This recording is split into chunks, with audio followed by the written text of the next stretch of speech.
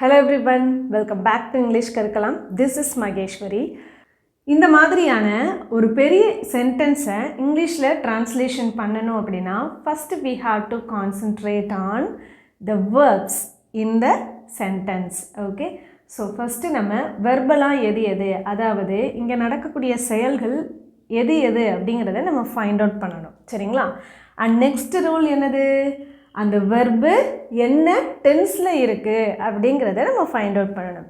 So இது ரெண்டுமே find out பண்ணிட்டாலே நம்ம மேக்ஸிமம் அதை ட்ரான்ஸ்லேஷன் பண்ணுறது ரொம்ப ஈஸியாக இருக்கும். வீடியோக்குள்ளே போகிறதுக்கு முன்னாடி நீங்கள் இன்னும் இங்கிலீஷ் கற்கலாம் சேனலை சப்ஸ்கிரைப் பண்ணாமல் இருந்தீங்க அப்படின்னா சப்ஸ்கிரைப் பண்ணிவிட்டு பெல் ஐக்கானை கிளிக் பண்ணுங்கள். அண்ட் வாங்க வீடியோக்குள்ளே போகலாம். நேற்று காலை நான் பேருந்து நிறுத்தத்திற்கு வந்தபோது வேலட்டை வீட்டிலேயே மறந்துவிட்டேன் என நினைவிற்கு வந்தது. அதனால் மீண்டும் சென்றேன். திரும்ப வருவதற்குள் பேருந்து சென்று விட்டது. ஸோ நேற்று நான் பஸ் ஸ்டாப்புக்கு போனப்போ தான் தெரிஞ்சிச்சு என்னோடய வேலட்டை வீட்டிலையே விட்டுட்டு வந்துட்டேன்ட்டு.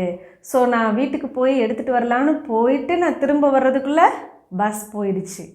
So this is a regular sentence in our life, am I right? So இப்போது நீங்கள் என் கூடவே ட்ரை பண்ண போகிறீங்க. Are you ready? So first நம்ம இதில் என்னென்ன வினை சொற்கள் இருக்குது, ஆக்ஷன் வேர்ட் இருக்குது அப்படிங்கிறத ஃபைண்ட் அவுட் பண்ணிடலாமா? இப்போ இதில் பாருங்கள், நேற்று காலை நான் பேருந்து நிறுத்தத்திற்கு வந்த போது தான். அப்போது வந்தன்றது ஒரு ஆக்ஷன் வேர்ட் இல்லையா? வேலட்டை வீட்டிலேயே மறந்துவிட்டேன் ஒரு ஆக்ஷன் வேர்ட். ஸோ இந்த சென்டென்ஸில் எதெல்லாம் ஆக்ஷன் வேர்ட் ஃபைண்ட் அவுட் பண்ணுங்கள் பார்க்கலாம். எஸ், நீங்கள் சொன்ன மாதிரி நினைவிற்கு வந்தது அப்படிங்கிறத மட்டும் எடுக்கக்கூடாது, நினைவுக்கு வந்தது அதை ரெண்டையும் சேர்த்து எடுக்கணும். சரிங்களா? அதனால் மீண்டும் சென்றேன், திரும்பவும் என்ன செஞ்சேன், போனேன். Okay, so this is one verb. திரும்ப வர்றதுக்குள்ளே பஸ் என்ன செஞ்சிருச்சு, போயிடுச்சு. அப்போது சென்று விட்டது. ஓகே, ஸோ இப்போ இந்த சென்டென்ஸில் நம்மளுக்கு இவ்வளோ ஆக்ஷன் வேர்ட்ஸ் நம்மளுக்கு கிடச்சிருக்கு. இதை ஃபர்ஸ்ட்டு நம்ம என்ன செய்யணும் அப்படின்னா, நம்ம தனித்தனி ஆக்ஷன் வேர்ட்ஸ் இருக்கக்கூடிய சென்டென்ஸை ஃபஸ்ட்டு நம்ம ஃபைண்ட் அவுட் பண்ணிக்கலாம்.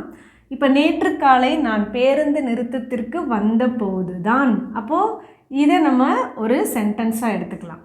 ஓகே, வேலட்டை வீட்டிலேயே மறந்துவிட்டேன், அப்போது இது ஒரு என நினைவிற்கு வந்தது, என்ன செஞ்சிச்சு, ஞாபகத்துக்கு வந்தது. திஸ் ஒன் அதனால் மீண்டும் சென்றேன். ஓகே, அண்ட் அட் லாஸ்ட் திரும்ப வர்றதுக்குள்ளே பஸ் போயிடுச்சு. ஃபஸ்ட்டு இந்த சென்டென்ஸ் நம்ம எழுதிடலாம். நேற்று காலையில் நான் பஸ் ஸ்டாப்புக்கு வந்த போது தான் அப்படின்னு இருக்கு இல்லையா? அப்போது வந்த போது இதை தான் நம்ம ஃபர்ஸ்ட் எழுத போகிறோம். ஓகே, ஸோ அப்பொழுது அப்படிங்கிறதுக்கு வென் யூஸ் பண்ணணும். வென், இதுக்கடுத்து சப்ஜெக்ட் எழுதணும். சப்ஜெக்ட் என்னதுங்க, நான். When I. ஸோ ஏன் கூடவே முயற்சி பண்ணிகிட்டே வாங்க. சென்டென்ஸோட ஸ்ட்ரக்சர் பொதுவாக என்ன இருக்கும், சப்ஜெக்ட் இருக்கும், அடுத்து வெர்பு இருக்கும் இல்லையா? அப்போ சப்ஜெக்ட் போட்டுட்டோம், அடுத்து வெர்பு என்னது சொல்லுங்கள் பார்க்கலாம். பஸ் ஸ்டாப்புக்கு வந்தபோது, இப்போ வந்த அப்படிங்கிறதுக்கு நம்ம என்ன வேர்பு எழுதலாம் அப்படின்னா, இந்த இடத்துல நம்ம கம் எழுத வேண்டாம், ரீச் எழுதிக்கலாம். ஏன் அப்படின்னா ஒரு இடத்த நம்ம சேரும் பொழுது அந்த இடத்துல நம்ம ரீச் யூஸ் பண்ணலாம், அது நல்லா ஆக்டாக இருக்கும். Okay, that will be act very well. So here we are going to use reach. இப்போது இதுக்கு நம்ம டென்ஸ் வச்சு எழுதணும் இல்லையா? இந்த சென்டென்ஸ் உங்களுக்கே தெரியும், இது ஒரு past tense. So here we are going to use the V2 verb reached. When I reached, நான் வந்த பொழுது, நான் சேர்ந்த பொழுது. இப்போது எங்கே அப்படின்றத எழுதணும், பஸ் ஸ்டாப்புக்கு இல்லையா? when I reached the bus stop, நான் பேருந்து நிலையத்தை அடைந்த பொழுது. இப்போது எப்போ அப்படிங்கிறத எழுதணும். பொதுவாக இந்த மாதிரியான டைம் வரும் இல்லையா, நேற்று காலையில், நேற்று, போன வாரம், இதையெல்லாம் நம்ம அந்த சென்டென்ஸோட லாஸ்ட்டில் நம்ம மென்ஷன் பண்ணிக்கலாம். ஓகே, நேற்று காலையிலன்றதுக்கு எப்படி சொல்லுவோம், yesterday morning. Okay, that's all. இப்போது இந்த சென்டென்ஸை நம்ம ஃபினிஷ் பண்ணிட்டோம். ஓகே, நெக்ஸ்ட் என்ன சொல்லியிருக்கோம், வேலெட்டை வீட்டிலையே மறந்துட்டேன்னு சொல்கிறோம்.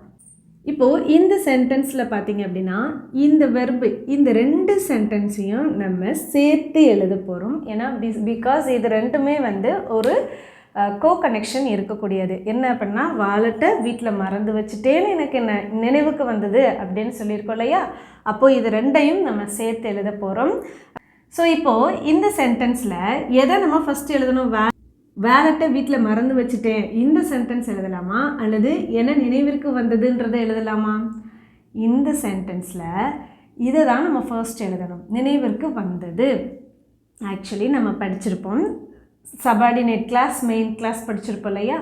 ஸோ ஃபஸ்ட்டு என்ன வரணும்? Main clause. இதில் எப்படி மெயின் கிளாஸ் சபார்டினேட்டுன்றது நம்ம கண்டுபிடிக்கிறது? ஆக்சுவலாக பார்த்தீங்க அப்படின்னா எனக்கு நினைவுக்கு வந்துச்சு அப்படிங்கிறது தான் நம்மளுக்கு மெயின் இல்லையா. அதுக்கடுத்து தான் என்ன வேணும்? எதை நம்ம மறந்து வச்சுட்டோம் அப்படிங்கிறத நம்ம எழுதணும். அதனால நம்ம இந்த சென்டென்ஸை எழுத போகிறோம். ஓகே, நினைவிற்கு வந்தது. இப்போ இதை வந்து நார்மலாக ஒரு சப்ஜெக்ட் வெர்ப் வச்சு எழுதுவோம் இல்லையா, அதே மாதிரியே எழுதிடலாம். I is a subject, then verb என்னது? நினைவிற்கு வந்தது. அதை எப்படி சொல்லணும் அப்படின்னா ஐ ரியலைஸ். இது வந்து ஒரு பாஸ்ட் டென்ஸ்ன்றதுனால ஐ ரியலைஸ்ட் அப்படின்னு சொல்லியிருக்கோம். இப்போ நம்ம இதை எழுதிட்டோம், ஐ ரியலைஸ்ட் அப்படின்றத. இப்போ இதுக்கு அடுத்து ஒரு சபார்டினேட் கிளாஸையும் மெயின் கிளாஸையும் கனெக்ஷன் பண்ணுறதுக்கு நம்ம ஒரு கன்ஜக்ஷன் எழுதணும், தேட். இங்கே வந்து இந்த தேட்டோட இன்னொரு மீனிங் என்ன அப்படின்னு எடுத்துக்கலாம்னா என, என்று. ஓகே, தேட்டோட நார்மல் மீனிங் வந்து நம்மளுக்கு தெரிஞ்சது அது இல்லையா. பட் இந்த மாதிரி ஒரு கன்ஜக்ஷனாக வரும் பொழுது இந்த இடத்துல மீனிங் என்ன வருது அப்படின்னா என. ஓகே, ஸோ இப்போ இதை நம்ம எழுத போகிறோம். வேலெட்டை வீட்டிலையே மறந்து வச்சுட்டேன். ஸோ இங்கே சப்ஜெக்ட் மறுபடியும் எழுதணும் ஐ. ஓகே, அண்ட் இப்போ பார்த்தீங்க அப்படின்னா இந்த சென்டென்ஸ் வந்து ஒரு பாஸ்ட் பர்ஃபெக்ட் டென்ஸில் இருக்குது.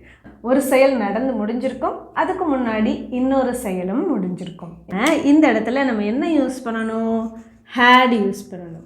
I had. then V3 வெர்பை எழுதணும். V3 வெர்புனா என்னதுங்க? go, went, gone. ஸோ அந்த மூணாவது வரக்கூடியது தான் என்னது? V3 verb. இப்போ இந்த இடத்துல வேர்ப் என்னது? மறந்து விட்டேன். அப்போது ஃபர்கெட்டோட V3 verb forget, forgot. Yes, கரெக்டாக சொன்னீங்க. I had forgotten. Okay,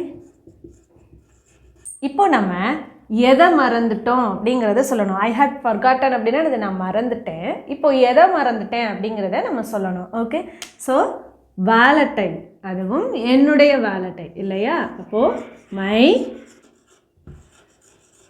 wallet. தென் இந்த சென்டென்ஸில் இப்போ ரிமைனிங் என்ன இருக்குது சொல்லுங்கள் பார்க்கலாம். எஸ், வீட்டிலையே மறந்து வச்சிட்டேன்னு சொல்கிறோம் இல்லையா. அப்போது வீட்டிலேயே. ஓகே, அதை எப்படி சொல்லலாம் அப்படின்னா அட் ஹோம். அதனால் மீண்டும் சென்றேன் இல்லையா, அதனால் திரும்பவும் போனேன். அதாவது இதை வந்து எப்படி சொல்லலாம் அப்படின்னா திரும்பவும் நான் போக வேண்டி இருந்தது, இந்த மாதிரி தான் இங்கிலீஷில் வந்து சொல்லுவாங்க சரிங்களா. ஸோ சம்டைம்ஸ் இந்த மாதிரி தான் நம்ம தமிழுக்கும் இங்கிலீஷ்க்கும் வந்து slightly some differences are here. So அதனால் இந்த இடத்துல நம்ம எப்படி எழுத போகிறோம் அப்படின்னா அதனால் நான் வீட்டுக்கு திரும்பவும் போக வேண்டி இருந்தது, இந்த மாதிரி நம்ம எழுத போகிறோம். ஓகே, அதனால் அப்படிங்கிறதுக்கு so, then again the subject I. இப்போது நம்ம இதை பாஸ்ட் டென்ஸில் சொல்லியிருக்கோம் இல்லையா. இப்போ மீண்டும் சென்றேன், இதை எப்படி எழுதலாம் அப்படின்னா this is also in past perfect tense. So here we are going to use had. Okay, had. இப்போ நம்ம என்ன சொல்லியிருக்கோம்? Then the main verb is சென்றேன், அதாவது திரும்பவும் நம்ம போகிறோம் இல்லையா, மறுபடியும் என்ன செய்கிறோம்? போகிறோம். அப்போ அதுக்கு வந்து எப்படி சொல்கிறது? மீண்டும் சென்றேன் இருக்கு. ஸோ அதை வந்து எப்படி சொல்லலாம் அப்படின்னா ஐ had to go, நான் செல்ல வேண்டி இருந்தது. மீண்டும் அப்படிங்கிறதுக்கு ஐ had to go. ஸோ இந்த இடத்துல திரும்ப நம்ம போகிறோம் இல்லையா, ஐ had to go back. And then திரும்ப வருவதற்குள் பேருந்து சென்று விட்டது. அப்படியும் நான் திரும்ப வர்றதுக்குள்ள பஸ் என்ன செஞ்சிச்சு? போயிருச்சு. திரும்ப வருவதற்குள், அப்போது அந்த டயத்துக்குள்ள அப்படின்னு நம்ம சொல்லும் பொழுது என்ன யூஸ் பண்ணணும் அப்படின்னா பை த டைம் யூஸ் பண்ணணும். பை த டைம் அப்படின்னா என்னதுங்க, அதற்குள். ஓகே, ஐ திரும்ப வர்றதுக்கு எப்படி சொல்லுவோம், ரிட்டர்ன்ட். ஸோ இப்போ பஸ் வந்து போயிடுச்சுன்னு எழுதலாமா? அப்போது here the subject is the bus. இது ஒரு பாஸ்ட் பர்ஃபெக்ட்னு சொன்னோம் இல்லையா? அப்போது ஹேட் போட்டுட்டு V3 verb. சென்று விட்டது அப்படிங்கிறதுக்கு இந்த இடத்துல நம்ம என்ன ஆக்ஷன் வேர்டு எழுதலாம் அப்படின்னா லீவ். லீவ் அப்படிங்கிற ஆக்ஷன் வேர்டு எழுதலாம். ஏன் வந்து கோ யூஸ் பண்ண வேண்டாம் அப்படின்னா எக்ஸாக்ட்லின்னு சொல்லும் பொழுது அந்த இடத்த விட்டு மூவ் ஆகி போயிட்டோம் அப்படின்னு சொன்னாலே அந்த இதை வந்து நம்ம லீவ் அப்படின்னு சொல்லணும். அப்போ லீவோட V3 verb என்னது? ஸோ இதை ட்ரை பண்ணி வைங்க. இப்போ இதுக்கடுத்து என்ன வரும்ன்றதை நான் சொல்கிறேன். திரும்ப வருவதற்குள் பேருந்து சென்று விட்டது, அதாவது ஏற்கனவே போயிடுச்சு இல்லையா? அப்போது ஆல்ரெடி. ஸோ ஃபைண்ட் அவுட் பண்ணிங்களா லீவோட V3 verb? லெஃப்ட். என் மொபைல் பேட்டரி குறைவாக இருந்ததால் என்னால் மீட்டிங்கில் சரியாக கலந்து கொள்ள முடியவில்லை. ஸோ நம்ம வந்து மொபைலில் ஆன்லைனில் ஒரு மீட்டிங் வந்து கலந்துக்கிட்டு இருந்திருக்கோம். பட் நம்ம மொபைல் பேட்ரி லோவாக இருந்ததுனால நம்மளால் என்ன செய்ய முடியல, சரியாக அட்டன் பண்ண முடியல அப்படிங்கிறத இன்னொருத்தர்கிட்ட என்ன செஞ்சிட்ருக்கோம், கன்வே பண்ணிகிட்ருக்கோம். ஃபர்ஸ்ட் இந்த சென்டென்ஸ் வந்து என்ன டென்ஸில் இருக்குன்றதை ஃபைண்ட் அவுட் பண்ணிடலாம். இப்போ கலந்துக்கிட முடியலைன்னு நம்ம சொல்லியிருக்கோம் இல்லையா? So this is in past tense. Okay, so here the action words are கலந்துக்க முடியலை அப்படிங்கிறது என்னது, ஒரு ஆக்ஷன் வேர்ட்.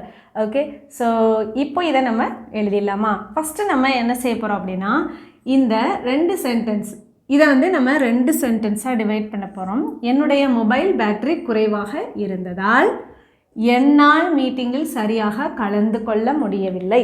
ஓகே, ஸோ இப்போ நம்ம ஃபர்ஸ்ட் எது மெயினோ அதை எழுதுனாலும் எழுதலாம். ஃபஸ்ட்டு நம்ம இதை எழுதிடலாமா? என்னால் மீட்டிங்கில் சரியாக கலந்துக்க முடியலை. ஓகே, இப்போ இதை எப்படி எழுதலாம் அப்படின்னா ஃபஸ்ட்டு நம்ம வந்து ஐ எழுதிடலாம் சப்ஜெக்ட்.